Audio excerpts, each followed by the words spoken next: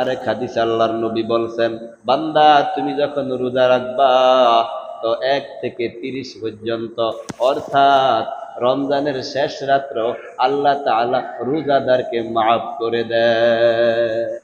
আল্লাহ তাআলা ডেকে বলে, ও বান্দা তুমি রমজানের রোজা রাখবা, সুন্দর মতন রোজা রাখো, আমি আল্লাহ তো তোমারে মাফ করে দিব। এটাই শেষ নয় রে বান্দা, আমি আল্লাহ অগণিত ফেরেশতা রাখলাম তোমার মাগফিরাতের দোয়ার জন্য। আমি আল্লাহ ওই নদীর মৎস্য মাছ রাখলাম তোমার মাগফিরাতের দোয়ার জন্য। যত পশু পাখি আছে সব আমি আল্লাহ রাখলাম তোমার মাগফিরাতের দোয়ার জন্য। সবগুলা ডেকে বলে, মালিক আব্দুর রহিমা খাতুন রোজা রেখেছে, তুমি তাকে মাফ করে দাও।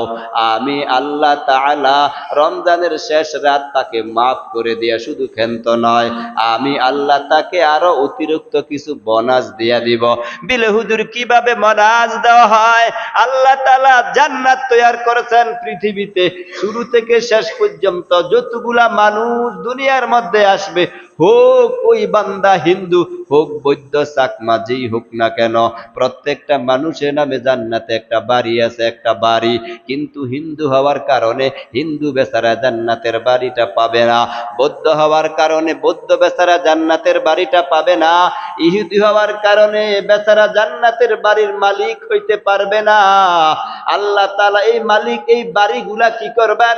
আল্লাহ তাআলা ডেকে বলো, ফেরেশতার দল, আমি আল্লাহ তাআলা যে বান্দা বানাইলাম মুসলমান হিসাবে, দেখো বান্দা, আমি আল্লাহ তাআলার নাজনে নিয়ামত একটি রোজা দান করলাম, সুন্দর মতন বান্দা রোজাটা পালন করছে। এরে বান্দা, আমি আল্লাহ তাকে 5 ওয়াক্ত নামাজের আদেশ করলাম, বান্দা 5 ওয়াক্ত নামাজ ঠিক মতন আদায় করছে, আমি আল্লাহর হুকুমগুলা বান্দা ঠিক মতন পালন করছে, নবীর তরিকাগুলা বান্দা ঠিক মতন পালন করছে। এই ফেরেশতার দল, ওই লোকগুলা যে জান্নাতের মালিক হওয়া সত্ত্বেও জান্নাতের বাড়ি তারা ভোগ করতে পারবে না, এই বাড়িগুলা ইমানদার বান্দার জন্য আমি আল্লাহ বোনাস হিসাবে দান করে দিলাম।